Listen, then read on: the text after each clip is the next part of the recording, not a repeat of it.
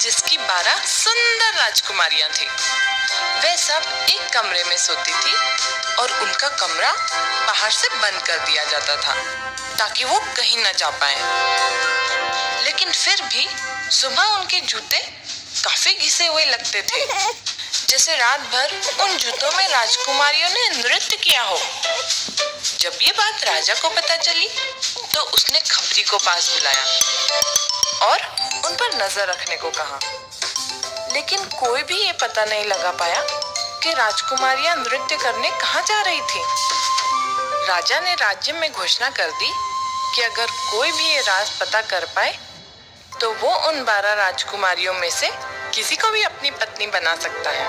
और इतना ही नहीं, उसे राजा सरसस के बाद इस राज्य का राजा घोषित कर दिया जाएगा। लेकिन अगर किसी ने कोशिश की और वो नाकामयाब रहा तो उसे 3 दिन के बाद फांसी की सजा दी जाएगी। कुछ दिन बाद एक युवा राजकुमार किसी दूसरे राज्य से उन 12 राजकुमारियों के रहस्य को सुलझाने पहुंचा। उसका वहां बहुत बड़ा स्वागत हुआ और रात को उसे राजकुमारियों के बगल वाले कमरे में ले गए। उसे सब सुनाई दे सके इसलिए उसके कमरे का दरवाजा खुला रखा गया। लेकिन जल्द ही राजकुमार को नींद आ गई। जब सुबह हुई तो उसने देखा कि राजकुमारियां नृत्य करके आ चुकी थी। ये उनके जूतों से पता चल गया। ऐसा दूसरे और तीसरे दिन भी हुआ और राजा ने राजकुमार का सिर काटने का हुक्म दिया। उस राजकुमार के बाद भी कई लोग आए, लेकिन सब अपनी जान गंवा बैठे। एक बार एक जख्मी फौजी राजा सरसस के राज्य से गुजर रहा था।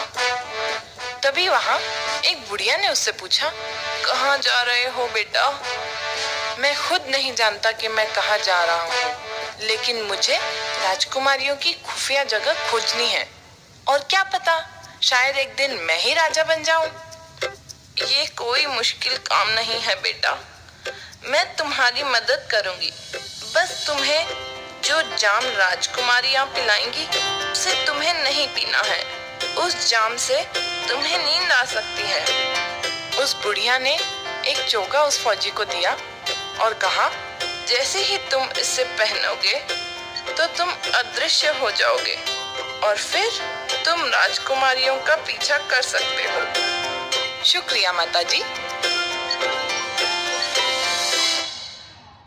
फौजी राजा के पास पहुंचा और परीक्षा देने की इच्छा जताई।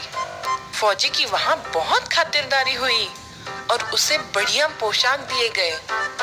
शाम होते ही उसे राजकुमारियों के बगल वाले कमरे में ले गए। सबसे बड़ी राजकुमारी उस फौजी के लिए जाम ले आई, लेकिन फौजी ने चुपके से उस जाम को फेंक दिया और सोने का नाटक करने लगा। राजकुमारियां उसके खर्राटे सुनकर खिलखिला उठी। ये भी बाकियों की तरह